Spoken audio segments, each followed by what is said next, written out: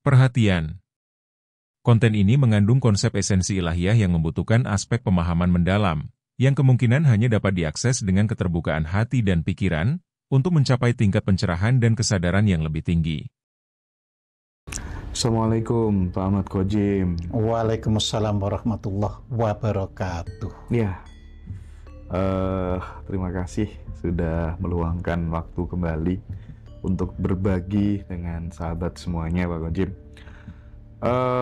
Kali ini kita ingin meminta pendapatnya Pak Kojim seperti apa terkait dengan yang terbaru ini. Kan banyak teman-teman tuh mulai ketakutan Pak Kojim. Ekonomi sudah nggak karu-karuan, orang usaha apa, jualan apa, trennya ini menurun gitu kan. Belum lagi soal perang antara Iran, Israel, bahkan Amerika mulai cawe-cawe, Rusia, Cina pun juga konsolidasi. Nah ini kan ada yang takut, ada yang khawatir jangan-jangan 2026 bisa terjadi perang dunia ketiga gitu kan. Nah mungkin Pak Kojim memandang perang dari sudut kesadaran versinya Pak Kojim itu kira-kira seperti apa gitu Pak Kojim? Ya, terima kasih Mas Hendra. Jadi begini, kalau kita memperhatikan situasi di dunia, tentu kita tidak bisa langsung menjawab perang itu apa. Tapi yang harus kita pelajari adalah satu keadaan. Jadi misalnya begini ya, semua orang meskipun apa itu hanya dari sejarah tahu kan, tahun 45 itu terjadi perang dunia. Jadi kita anggap saja kita bicara mulai dari tahun 45 ya, karena itu adalah perang dunia kedua dan pemenangnya adalah sekutu di bawah pimpinan Amerika Serikat ya.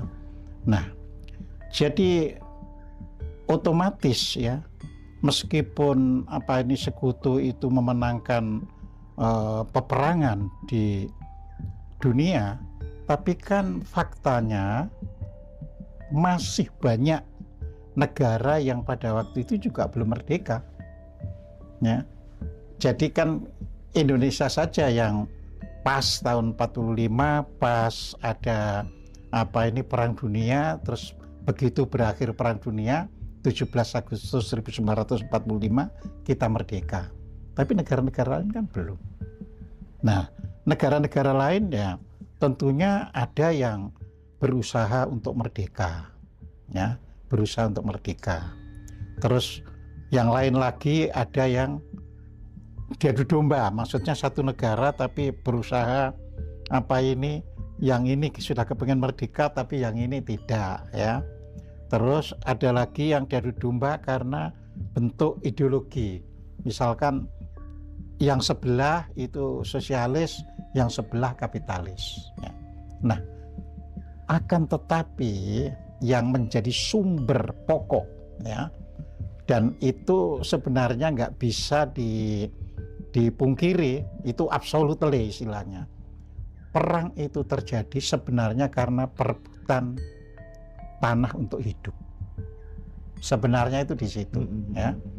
Entah nanti di balik itu ada istilah dasar agama atau dasar ideologi atau dasar apa itu otoriter ya, totaliter kepemimpinan dan sebagainya. Tapi intinya perang itu adalah untuk merebut tanah, karena tanah itu adalah merupakan pijakan manusia untuk hidup ya.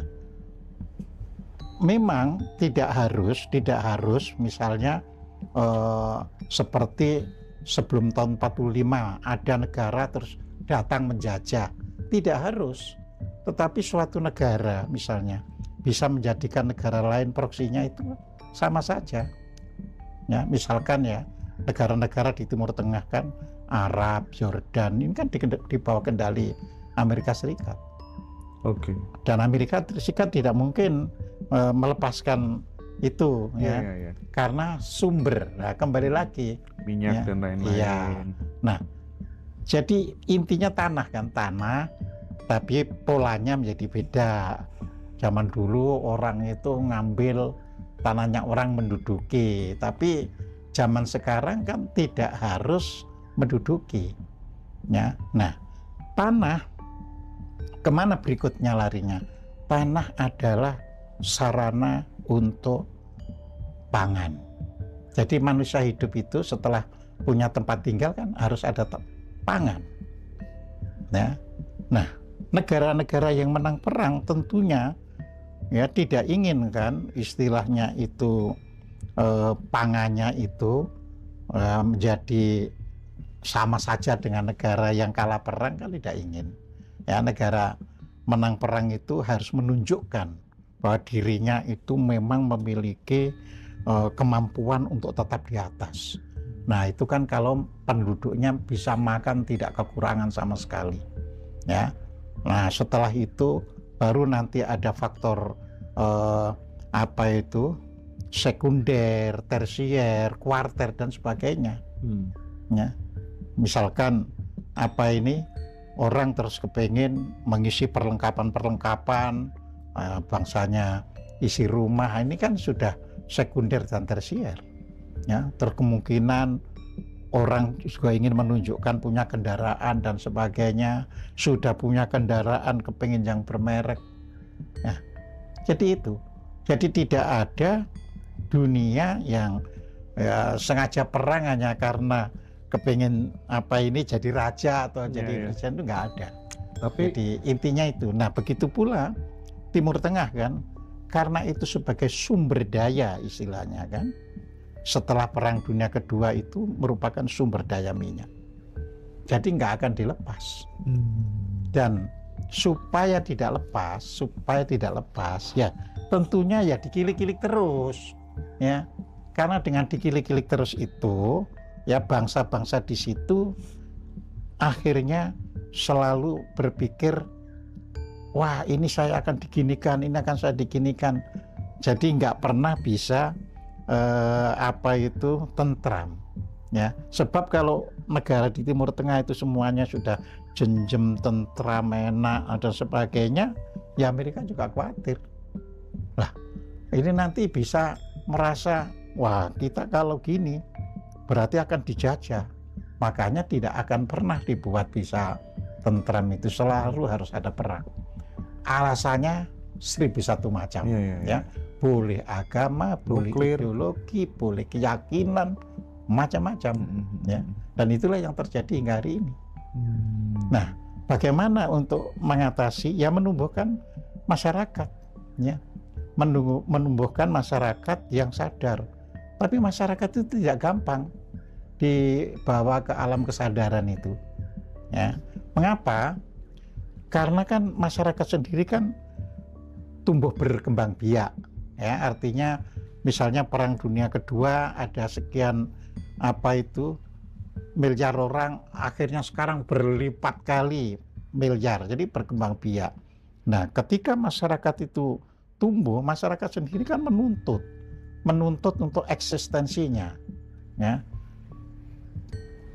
Jadi kalau kita itu pernah ya membaca pernyataannya Bill Gates, ya, bahwa dunia itu hanya layak dihuni 2 miliar, ya. Manusia. Hanya layak dihuni oleh 2 miliar manusia. Lah sekarang itu 8 miliar, Mas.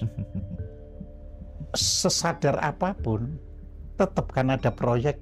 Pokoknya ini harus makin turun, ya. Nah, ini yang harus dipahami, ya.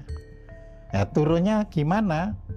Ya itu tadi, perang itu diciptakan sebagai salah satu, ya. Kan ada negara yang sudah tidak bisa diadu domba, tapi tetap kan proyek untuk kurang dari 8 miliar terus berjalan kan.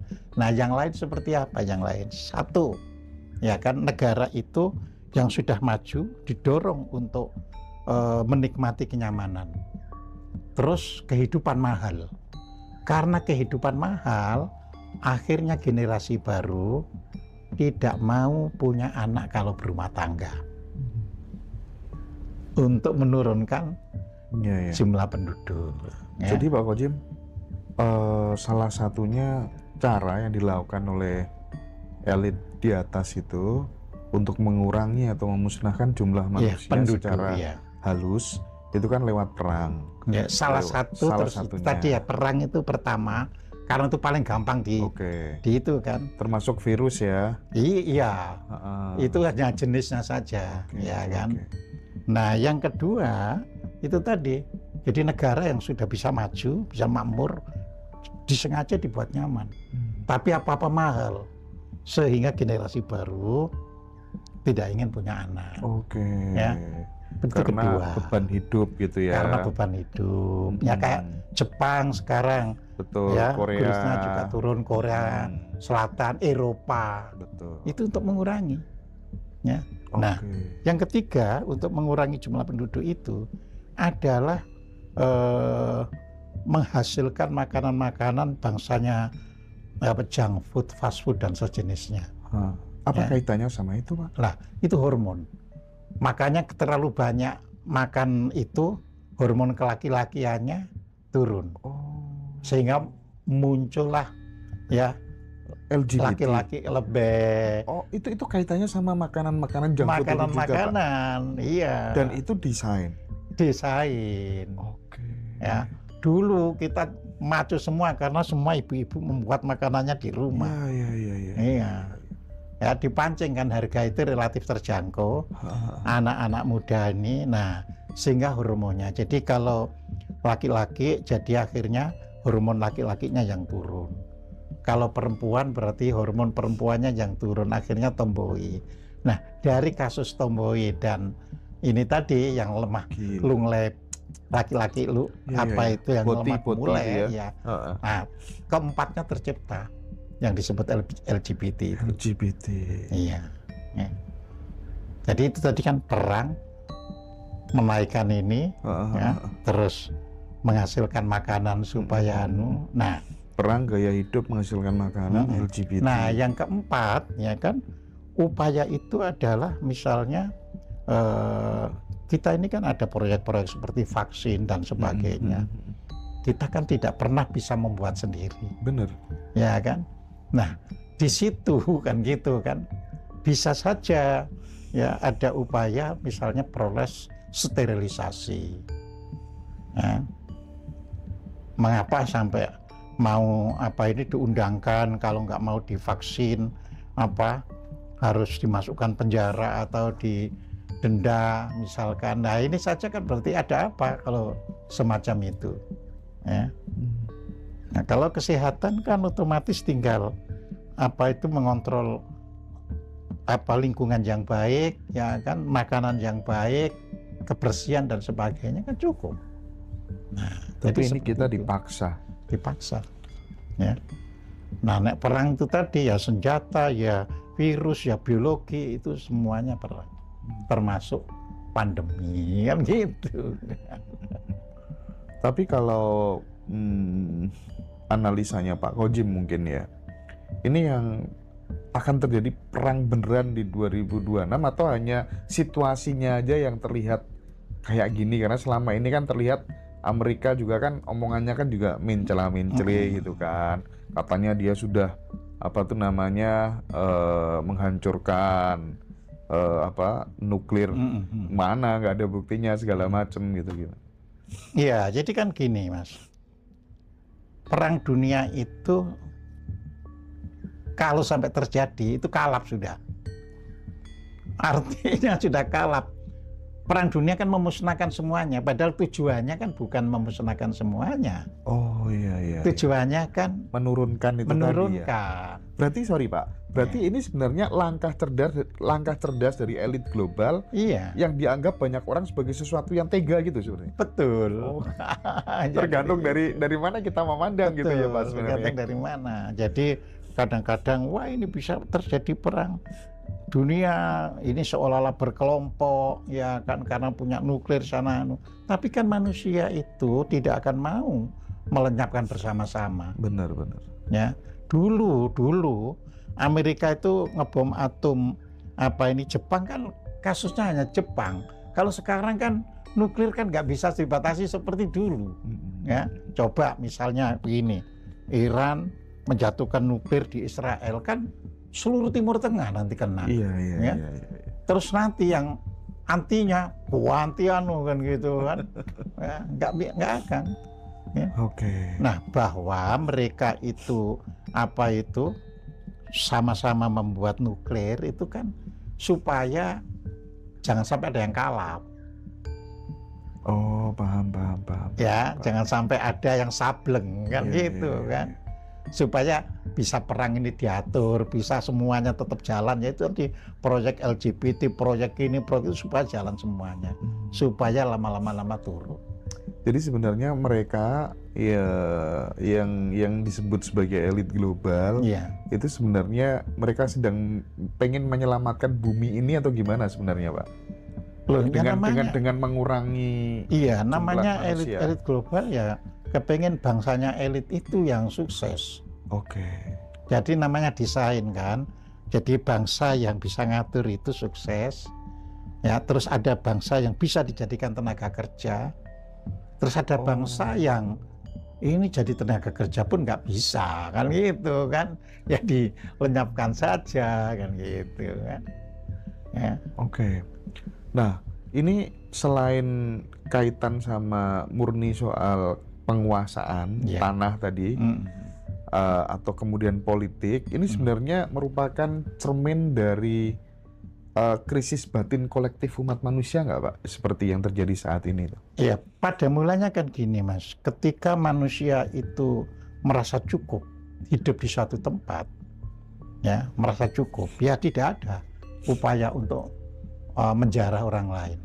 Ya, jadi sejak misalnya ya yang kita catat di sejarah misalnya kan ketika bangsa Arya harus masuk India 1500 sampai 1000 sebelum Masehi ya kan, ya karena di tempatnya tidak memungkinkan lagi untuk memenuhi hajat hidupnya. Ya, manusia ini punya hajat hidup loh untuk eksistensinya itu. Nah, sebuah bangsa berusaha kan, ya kalau saya ternyata ruang lingkup saya nggak bisa, ya saya harus berani untuk menaklukkan yang lain, karena manusia itu mencoba bertransaksi itu tidak mudah.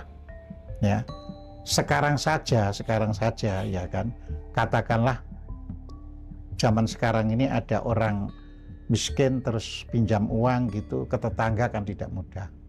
Akhirnya muncul apa? Pinjol. Nah, seperti itu.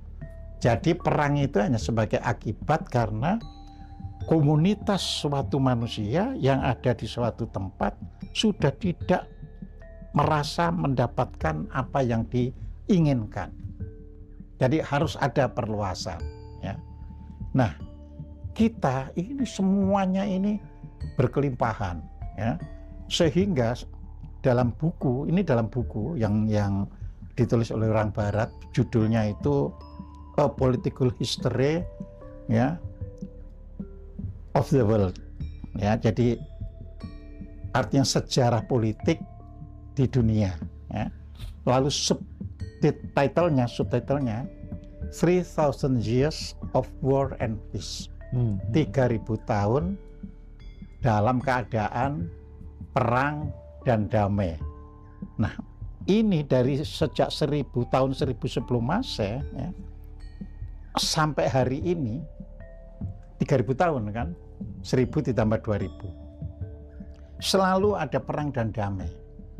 Ini selesai di sana muncul, ini selesai di muncul, itu tadi karena perebutan wilayah. Tapi si penulis sejarah itu punya taktik gimana, akhirnya menyatakan di dunia ini ya, negara yang selamat tadi kurun waktu 3000 tahun ya, sampai abad 15 berarti 2500 tahun yang tidak pernah tersentuh oleh peperangan itu Jawa.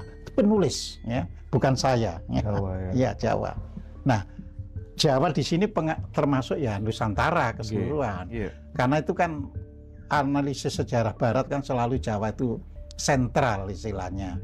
Makanya dulu Dennis Lombard juga menulis ya Silang Budaya Jawa ya.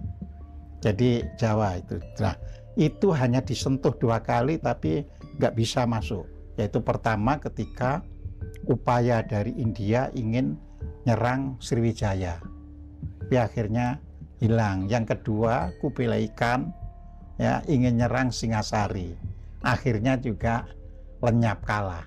Nah, tapi si penulis menyatakan Baratlah yang unggul dalam peperangan itu.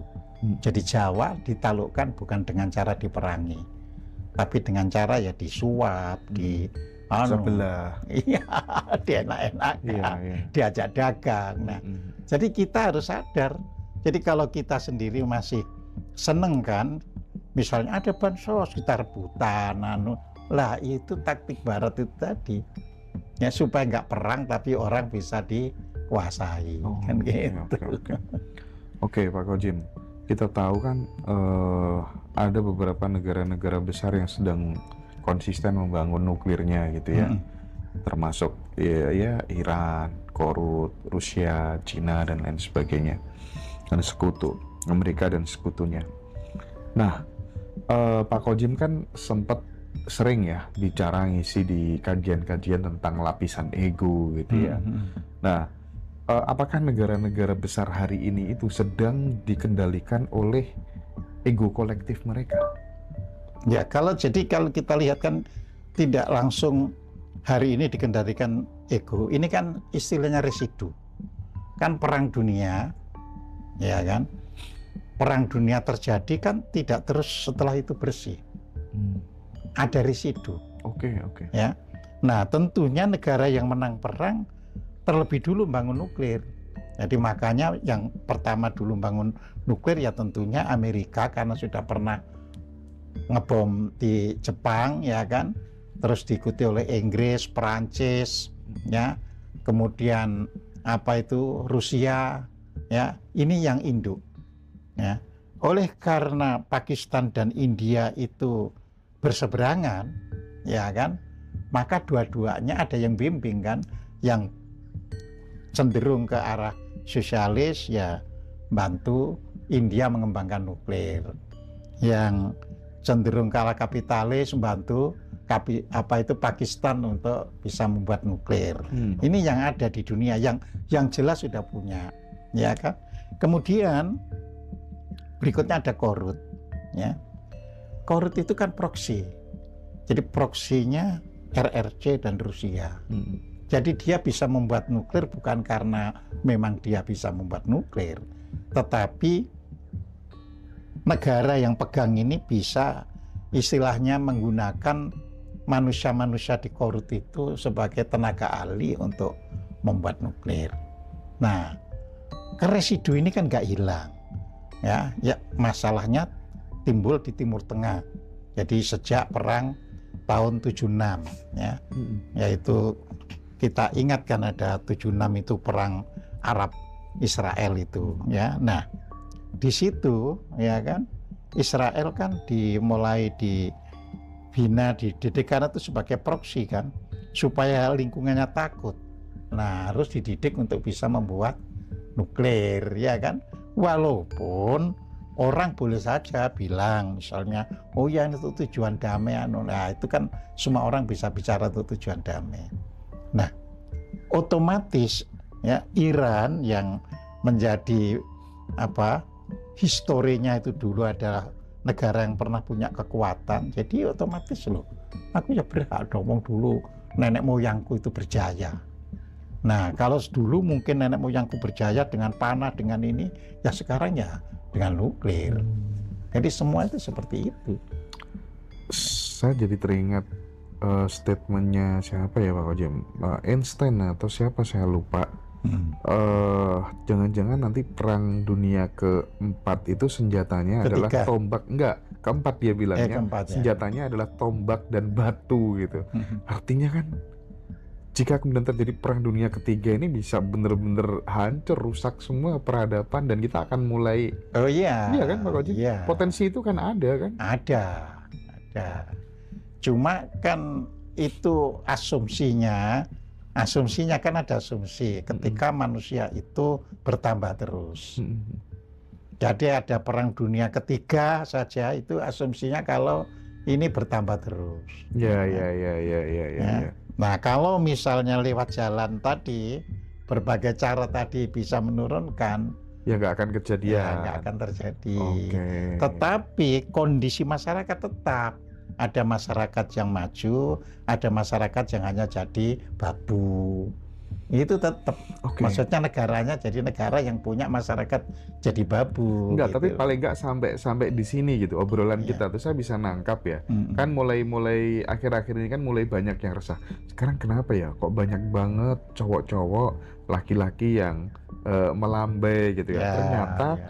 junk food Lemah tadi. mulai.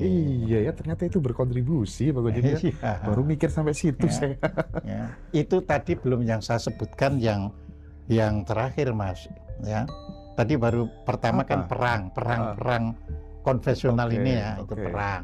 Harga-harga dinaikkan, Ya, kebutuhan terus tinggi. Ini ya negara yang sudah maju dinaikkan kenyamanannya. Oke. Sehingga generasi penerusnya menjadi, wah aku terbebani kalau punya anak, ya kan, itu sudah dua ya. Terus ketiga junk food, fast food itu tadi, ya kan, artinya gini, kita tidak apa-apa makan junk food dan fast food itu, tapi kalau itu sudah menjadi bagian dari hobi, ya, Jadi gaya hidup lah ya. dari gaya hidup, nah bisa kan mempengaruhi kan. Tapi kalau hanya setengah bulan atau Iya. kepengen ya tidak ada masalah. Terus keempat itu tadi sistem pandemi tadi ya kan. Jadi di mana-mana ada, terus ada program vaksinasi dan sebagainya. Iya, itu yang keempat ya. Yang keempat. Nah yang kelima itu adalah boneka robot. Boneka robot. Iya, jadi sekarang ini kan sudah diciptakan robot perempuan, Oke. ya, robot laki-laki. Iya. Nah, sekarang robot-robot ini ya itu semakin kulit-kulitnya ini Mirip manusia. mirip manusia ya.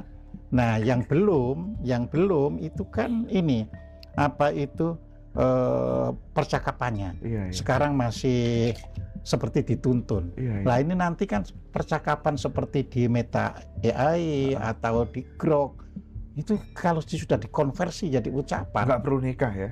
Lah, yang laki-laki cuma Pasangan butuh sama itu. robot gitu ya. Bukan. Yang laki-laki ingin menyalurkan seksualnya ya Ke ke robot robot. betina. Ah, iya. Yang perempuan untuk menyalurkan seksualnya ke robot jantan. Wih, sampai segitunya ya Pak. Iya, ya. Keren banget analisanya. Ya. Nah, nanti kalau sudah 2 miliar kan tinggal orang-orang yang tentunya yang cerdas, yang itu. Ya, tetap kan, tapi ada lapisan yang elit, ada lapisan babu, kan gitu. Oke. Berarti yang kalangan bawah ini memang sengaja mau dimusnahkan gitu ya Pak Gojek? Ya, yang tidak istilahnya bekerja tidak bisa dan sebagainya ya Oke. dimusnahkan. Tapi saya sebut lapisan babu itu kan artinya dia bisa bekerja, dia bisa ya kan jadi operator robot dan sebagainya, dia bisa. Kan itu kan cuma tenaga. Iya kan? Jadi di situ. Ya, jadi misalnya untuk bertani bisa. Nah, yang negara-negara yang penduduknya hanya ya bisanya hanya untuk bisa mempertahankan hidup, cari makan dari sana sini, ya tentunya dihilangkan. Terus kalau seperti Indonesia itu Pak, kan ketika kemudian yang lainnya sedang membangun industri nuklir, mereka kan punya nilai bargaining posisinya kan makin kuat itu, punya nilai tawar gitu. Sementara kita nggak ada. Tapi ada wacana katanya mau dibantu sama Putin, sama Rusia gitu. Sebagai seorang guru gitu, Pak Kojem melihat idealnya seperti apa? Apa yang harus dilakukan oleh Ya, Pak Prabowo jadi melihat situasi? kalau Indonesia tidak segampang itu. Jadi kalau misalnya Putin mau bantu, ya ingat masalah pangan kita masih terlalu tergantung Barat. Ya, jadi tidak mudah. Ya. Masalah pangan kita masih tergantung Barat. Barat, loh lah. Kita apa saja impor ini kan impor dari Barat. Ya, untuk apa saja. Iya. Iya. Jadi di Iya situ. juga ya. Iya. Tapi kalau kita itu menjadi manusia semakin sadar, itu kan nanti yang kita dorong itu adalah perbawanya.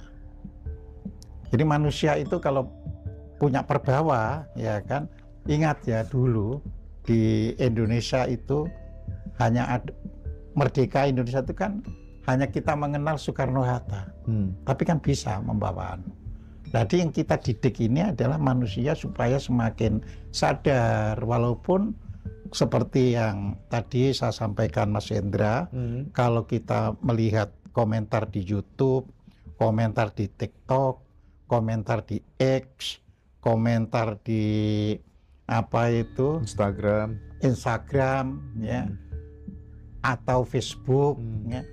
Ini komentarnya yang orang-orang tidak memiliki visi hidup ke depan. IQ rendah lah ya. Iya, IQ rendah.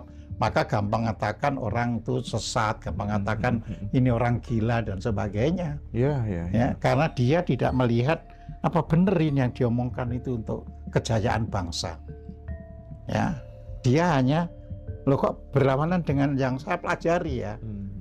Terus menstatement orang yang berlawanan itu orang entah keluar dari gorong-gorong, entah apa dan sebagainya gitu loh ya. IQ yang rendah itu kan tercermin dari banyaknya, misal nih Pak Kojem yang akhir-akhir ini di medsos tuh lagi banyak lagi ya berseliweran itu, misalnya kayak Habib Bahar itu selilitnya gini, itu ada yang nunggu gitu untuk dimakan gitu sama jamaahnya. Terus jualan sandalnya Kanjeng Nabi gitu, tapi mereknya banyak banget gitu. Sandalnya itu bermacam-macam. Belum lagi orang mungkin yang dianggap sebagai orang yang suci atau apa gitu, tangan dimasukin ke botol, terus kemudian mereka bayar sambil dibawa pulang gitu. Ini masyarakat kita tuh masih banyak yang suka seperti itu, Pak Kojem. Jadi misalnya dia seorang ngaku Habib cucu Nabi gitu, nek kamu mijetin aku tuh sama dengan mijeti Kanjeng Nabi gitu, itu tuh masih banyak yang suka gitu. Nah, IQ seperti itu desain berarti? Desain itu melalui tentu sistem pendidikan ya. Jadi meskipun yang lalu-lalu sudah saya sampaikan, tapi kan setiap kali kita ini lagi menyampaikan secara apakah ini lewat YouTube atau apa, ya harus kita berikan penjelasan ulang supaya itu menjadi memori yang kuat ya, bahwa ini desain tentang pendidikan kita ya. Bangsa ini sudah 17 Agustus tahun ini itu sudah berumur 80 tahun. Betul. Tetapi komposisi terdidiknya 62% itu tamatan SD ya. Atau kurang itu ya misalnya kelas 4 motol dan sebagainya. 62%. Iya, 62%. Terus menengah itu 32%. Ya. Nah, menengah itu kan bisa lulus SMP, bisa kelas 2 SMP motol atau SMA kelas 1 motol, pokoknya itu menengah itu 32%. Ya. Nah, 6% itu perguruan tinggi. Apakah itu dari bentuk D1 sampai D4, S1 sampai S3. Nah, di dalam kondisi begini ya sulit naikkan itu. Dalam kondisi begini. Ya, kecuali ya saya ini tentunya berharap kan MK itu sudah memutuskan kalau tidak salah sekolah dasar sampai sekolah menengah itu kan gratis. Ya. Kalau nggak salah ya. Harus betul-betul gratis dalam pengertian real ya. Bukan gratis tapi masih ada sana sini. Masih ada embel-embelnya ya. Gitu ya. Ada embel-embelnya ya. Jadi kan gratis zamannya tanpa Pak syarat Harto. terusnya. Betul, gratis tanpa syarat. Masih ingat kan zamannya Orba itu Pak Harto mencanangkan pendidikan 9 tahun. Itu artinya kan SD dan SMP gratis. Yeah. Tapi secara fakta ya kan nggak terjadi. Ya, ada yang sumbangan ini, sumbangan itu dan sebagainya. Nah, itu salah satu sarana ya agar kita bisa menaikkan IQ. Jadi gratis, betul, gratis. Nah, persoalan gratis ini Mas, ya persoalan gratis, kan saya ini juga orang yang selalu melihat di lapangan secara nyata. Ya, kalau kita hanya bilang gratis gitu, anaknya pemulung bisa sekolah kan? anaknya pemulung atau anaknya orang-orang yang mencari nafkahnya itu sangat terbatas, itu bisa sekolah. Tapi justru di sini besar sekali, ya, karena yang anaknya pemulung orang tuanya nggak mau ditinggal anaknya sekolah. Ya, nah ini harus dibantu orang tua. Kita nggak bisa cari makan kalau nggak kamu bantu. Nah, sehingga nanti sekolah mungkin kelas 1, kelas 2 sudah motol karena apa? Sudah bisa ngitung-ngitung. Ya, sudah bisa baca. Ya. Anak-anak orang jualan yang ya kita tahu kan ada orang yang cuma jualan lewat ini yang sehari belum tentu dapat penghasilan berapa. Itu juga nggak bisa meskipun sekolahnya gratis itu. Dengan demikian kan itu kan. Ketetapan sekolah SD sampai SMA gratis itu, sekolah menengah atas gratis, ditopang pula. Ya. Gratis juga bagi keluarga yang tidak memperoleh penghasilan. Maksudnya, ya kalau anaknya disuruh belajar, ya ini harus dibantu, ya, gitu loh Mas. Ya, jadi bukan hanya, bahkan sekolahnya sudah gratis, bukan hanya gitu. Iya Pak. Ya, Pak. Kehilangan anak belajar itu menyebabkan dia kekurangan berapa ribu. Nah,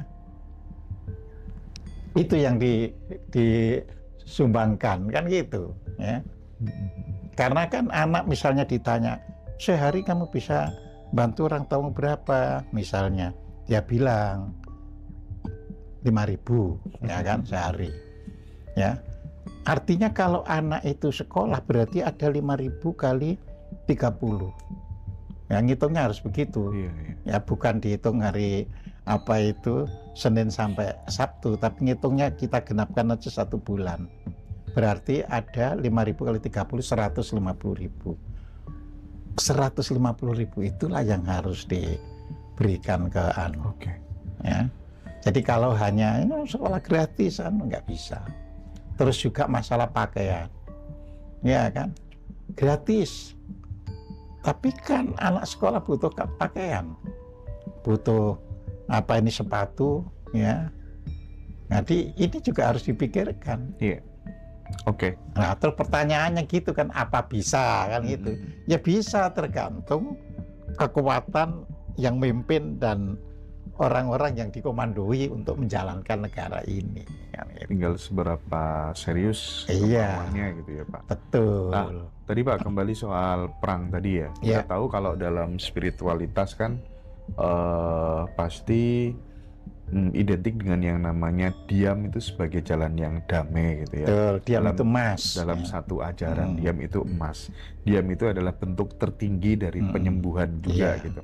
Nah, apakah dalam situasi dunia yang gaduh seperti ini Pak Kodim, penuh hasutan gitu ya, kira-kira spiritualitas diam itu masih cukup relevan jika diterapkan? Oh iya, tentunya kita harus meninjau dari sisi lain. Ya, diam karena tidak turut untuk membuat keruhnya suasana, baik. Jadi kalau diam tidak turut membentuk keruhnya suasana, berarti dia harus isi dengan misalnya bekerja, cari apa saja, entah nanam singkong, entah apa. Pokoknya diamnya itu ditransform ke kerja yang bisa membuat dia itu makan, minum dan sebagainya. Ya. Nah, tentunya ada diam juga yang kalau zaman dulu kan mempersiapkan misalnya silat dan sebagainya, berlatih ya. Nah, itu namanya berarti berlatih untuk pertahanan nasional kan ya. Jadi dilakukan pelatihan untuk apa? Kalau suatu saat itu gaduh, terus orang itu tidak bisa apa-apa, dia akan terinjak. Kenapa nggak wajib militer aja? Apanya? Kenapa nggak bikin program wajib betul, militer? Kalau boleh, saya juga senang ada wajib militer. Mendukung Pak Wajib? Mendukung. Alasannya karena itu tadi? Iya, karena itu tadi untuk penyelamatan negara itu kan tidak bisa diletakkan pada TNI maupun Polri. Kan Dan gitu, apalagi kan? jumlah TNI-nya kurang juga. Apalagi kurang. Cuma di sisi politik kan ada yang ketakutan kalau terjadi kesadaran TNI misalnya wajib militer. Ketakutannya ya Pak? Loh, kan ketika orang dilatih dengan baik, ya, ini sama dengan kita kalau belajar 7 lapis kekuatan diri, berarti kita mematangkan kesadaran lahirnya. Ya kan, aku nggak boleh dong diinjak-injak orang. Akhirnya dia mengerti, aku ditipu, aku harus melakukan perlawanan. Ya. Iya. Kalau pemerintah tetap saya akan protes. Kan gitu. Iya. Ya. Jadi ada muatan politis juga, kenapa kemudian tidak ada wajib militer. Betul. Gitu ya? Jadi kita harus bisa melihat dari semua sisi. Iya, helikopter view gitu ya Pak ya. Helikopter view. Ya. Nah, Pak, tapi kan kita tahu Pak Kojim ya, bahwa perang terbesar itu kan sebenarnya katanya kan perang melawan diri sendiri gitu Pak Kojim ya. Ya, hawa nafsu. Ya, dalam konteks konflik dunia modern saat ini itu gimana Pak Kojim? Iya, jadi perang lewat hawa nafsu itu bisa langsung lewat konteksnya tetap lewat pendidikan, Mas. Jadi lewat pendidikan, gak bisa itu disuruh. Ya pokoknya kamu latih saja dirimu sendiri, entah nggak bisa.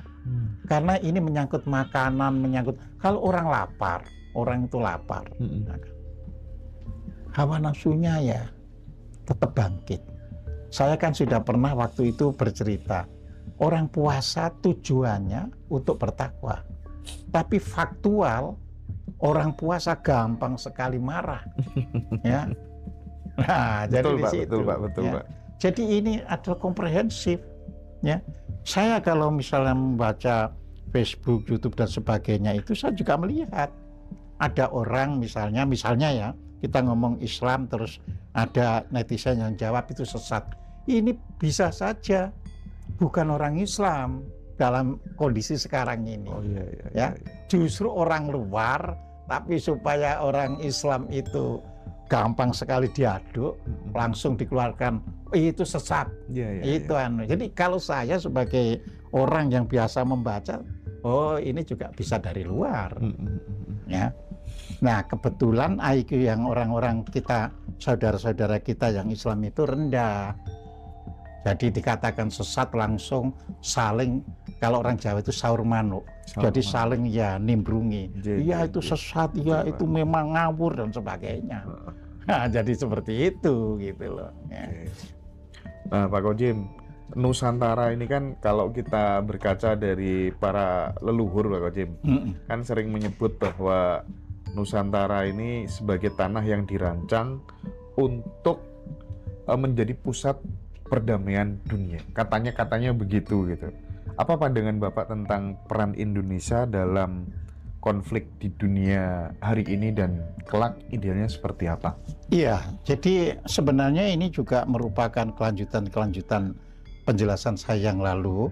Kan pernah siapa yang bakal menjadi mercusuar dan sebagainya sudah kita berikan, ya kan? Jadi kalau kita melihat Nusantara itu yang kita lihat lebih dulu adalah anugerah Tuhan, kekayaan alamnya yang luar biasa. Nah, tetapi ini tidak bisa menjadi mercusuar, tidak bisa menjadi juru damai kalau orangnya ini kelas pendidikannya tidak ditingkatkan. Tidak ada upgrading dalam tidak di-upgrade gitu loh ya. Jadi kita boleh kan bercita-cita, wah kita jadi juru damai dan sebagainya, tapi nggak ada upgrade ya. Pendidikan saja tidak pernah bersatu ya, ada dalam kementerian A, ada dalam kementerian B. Ya, yang namanya pendidikan seharusnya hanya ditangani oleh satu kementerian. Supaya bisa di-manage, bisa dikelola, bisa ditelusuri ya, yang butuh mana, yang sudah tidak dibutuhkan lagi mana. Seperti itu. Ya, Oke. Nah, tapi kalau ngomong soal kemungkinan ya Pak Kojim ya, dari tanah yang Sunni, dari tanah yang tidak berpihak kepada blok sana ya, non-blok, tidak ikut perang, justru bisa terlahir sebuah kesadaran global yang baru nanti dari sini memungkinkan. Bisa memungkinkan. Cuma secara timeline bisa mungkin belum dekat-dekat ini kan gitu kan. Ya, karena nanti itu kan gini kan, ada manusia dari dunia luar. Ya udah kalau gitu kita bantu. Ya, supaya dunia ini tentram. Nah, ini kan untuk saat ini kan belum ada yang itikat begitu karena blok masih ada blok barat, ada blok timur. Lah nanti kalau manusia ya akhirnya lewat jalan apapun, yang 5 ini tadi, lewat jalan 5 toh nggak bisa menyelesaikan misalnya. Nah, akhirnya bisa ada keputusan ya sudah, ya kayak misalnya sekarang misalnya Thailand itu kan nggak pernah dijajah, ya. Kok bisa ada kesepakatan seperti itu, ya kan? Swiss misalnya tidak memiliki tentara, kok bisa? Ya kesepakatan itu selalu ada, Mas. Ya. Nah, cuma kan kita sangat tergantung dunia kalau hanya begini terus. Jadi dari sisi Indonesia, ya gerakan itu tadi melatih diri, wajib militer dan sebagainya itu harus diwujudkan dulu. Ya, pendidikannya dinaikkan dulu semuanya. Nah terus oke, aku nggak serakah ke orang Nusantara ini, mau untuk memikul dunia ini. Nah di situ baru ada. Gitu. Pak, sorry, sebelum saya lanjutkan tadi kan sempat yang ngomong yang laki-laki lemah gemula itu. Itu cara ngobatinya gimana Pak? Biar kembali seperti sedia kala sebelum dia makan junk food. Ya mengurangi saja. Pertama mengurangi dulu. Ngurangi makanannya itu. Iya, ngurangi makanannya. Jadi bukan menyetop. Ya kan orang kepingin itu kalau nggak dituruti itu mempengaruhi psikologi juga. Jadi boleh, tapi ya kalau misalnya setengah bulan atau 1 bulan lagi kepingin ya beli itu pertama dulu. Yang penting jangan jadi lifestyle gitu ya Pak. Jangan jadi lifestyle. Ya itu pertama. Terus yang kedua ya menyadari kalau yang laki-laki aku laki-laki. Ya, jadi mulai di situ dia mendidik laki-laki punya kewajiban sebagai laki-laki. Nah, jadi di situ. Ya. Nah, nanti yang perempuan ya sama. Ya. Jadi paling enggak ini kan orang tua di warning Pak. Betul. Jangan sampai anak-anaknya menjadikan makanan-makanan junk food, fast food itu sebagai gaya hidup. Betul. Gitu ya. Iya, jadi yang pertama jangan memburu itu. Nah, konsekuensi ekonomi misalnya, nanti kan itu misal menurun. Nah, itulah. Semua itu punya konsekuensi. Semua ada konsekuensinya. Ya, tapi harus diperhitungkan konsekuensi yang paling buruk. Betul. Nah, kan gitu kan. Kalau turunnya makanan, nggak apa-apa nanti orang bisa jualan lagi gudeg di pinggir jalan, nggak apa-apa gitu loh. Oke. Nah, terus Pak, ini mungkin akan merepresentasikan pertanyaan teman-teman di rumah Pak. Ya. Tadi kan dari awal kita berbicara soal potensi perang dunia ketiga dan lain sebagainya gitu ya. Nah, yang bisa dilakukan sebagai individu Pak, individu yang biasa di tengah di tengah ancaman perang global ini agar tidak ikut hanyut dan senantiasa kita berada di state gelombang ketakutan dan kebencian itu apa Pak Kojib? Ya, jadi tadi kan ada diam itu emas kan, ya. Jadi dia disitulah mulai ya memberikan suasana energi yang positif. Ya, misalkan selalu berdoa supaya perang ini berhenti. Nah, itu kalau semua orang harapannya berhenti ya kan. Terus kita berdoa supaya orang itu tidak fanatisme agama yang buta sehingga bisa diadu domba ya. Karena selama agama bisa diadu domba ya nggak bisa juga ya berhenti. Kan kayak perang Israel-Iran gini kan terus diisukan Islam lawan Yahudi kan gitu kan. Segala macam ya. Jadi disinilah harus kita punya hati yang tenang, karena hati yang tenang itu membuat pikiran kita itu juga bisa memikir dengan jernih. Artinya bahwa di dalam diri kita vibrasinya harus penuh dengan cinta. Iya, betul. Kasih sayang. Kasih sayang. Apalagi kalau itu secara kolektif gitu ya Pak. Iya. Ya kan kalau kolektif itu kan energi terkumpul. Betul. Makanya di dalam teori psikologi itu ada namanya uncollective ya. Jadi consciousness ya. Jadi kesadaran yang terwariskan, ya. Jadi itu collective unconsciousness, ya. Jadi ketidaksadaran tapi kolektif, ya. Kan sebenarnya orang itu bisa tidak sadar, kan Mas bilang semoga damai, ya kan, itu kan tidak sadar. Tapi kalau itu kolektif, ya, nah itu akan bisa membuat ini. Oke, ya. Baik. Nah Pak Kojem, ada yang mengatakan bahwa tubuh kita ini kan bumi yang kecil, ya, dan dunia ini, semesta ini adalah tubuh yang besar, ya, gitu. Ya, istilahnya lingkungannya. Apa yang sekiranya bakal terjadi Pak Kojem jika miliaran manusia itu menyimpan kebencian dan amarah di dalam dirinya? Loh, kalau miliaran manusia menyimpan kebencian di dalam dirinya, akan punah manusia, Mas. Itu yang disebut teori bunuh diri secara tidak sadar. Jadi kan perang itu juga akibat, ya, kebencian. Perang itu kan sebagai result saja, ya kan, hanya karena iri, karena kebencian itu tadi kan, iri nggak punya tanah, kepengen ngerebut tanahnya orang, ya kan. Jadi di situ, ya. Jadi disinilah kita harus melihat, ya, manusia mau eksis atau mau punah, ya. Kalau yang namanya kebencian dan sebagainya, ya tentu menuju kepunahan. Tetapi kita juga harus bisa melihat istilahnya spiritual yang sudah digaungkan di dunia manapun, ya, bahwa dunia ini pada akhirnya bangkit kesadarannya, ya kan. Ya contohnya misalnya sekarang orang barat pun sudah tidak mikirkan bahwa dirinya orang barat, ya kan, walaupun mungkin belum menjadi kolektif sebuah negara. Tapi kalau per negara ada orang-orang yang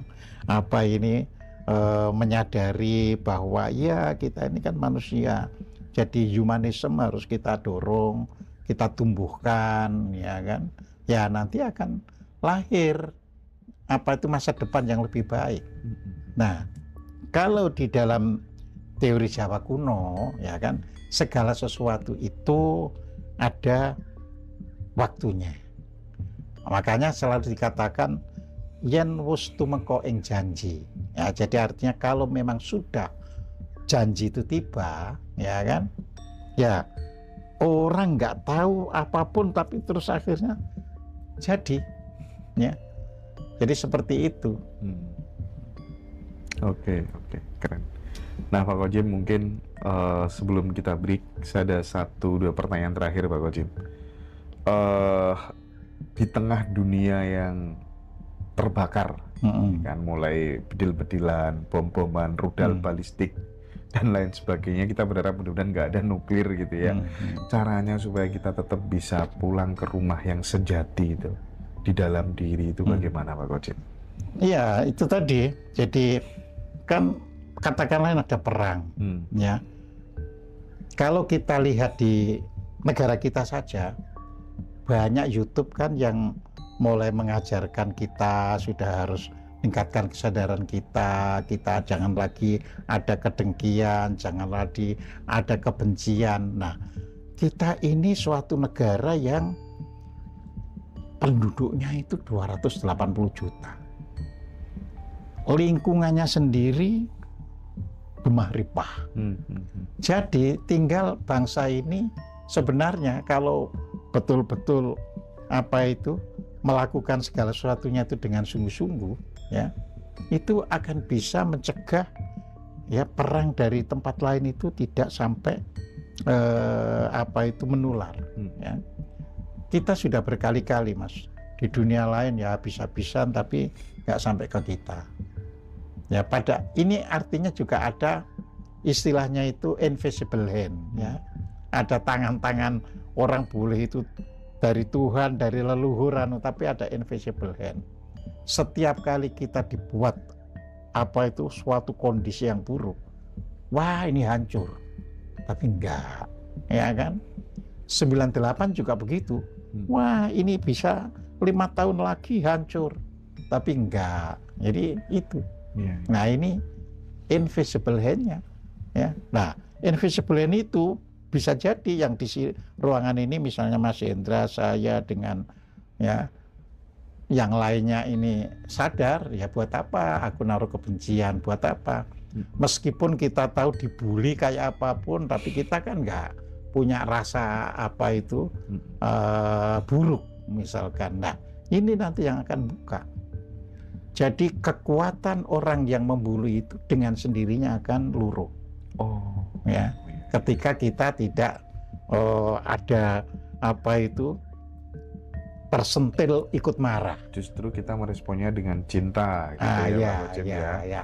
Kita anggap bahwa memang belum Oh belajar. iya, iya. Hanya gitu aja. Itu penting, itu bisa Iya. digeneralisir di Iya. berbagai macam kasus itu Pak Kojem ya. Betul, ya memang belum belajar. Tapi jadi kan, ya alam begitu. juga tetap akan menyeimbangkan dong. Misalnya ketika kemudian, loh itu orang nggak bersalah kok, kamu hujat kayak gitu. Alam kan juga punya perhitungan Betul, sendiri terhadap dirinya. Dan alam di sini kalau menurut buku-buku Jawa kuno, ya itu ditunjukkan dengan munculnya candi-candi yang sudah ditutup, sekarang terbuka.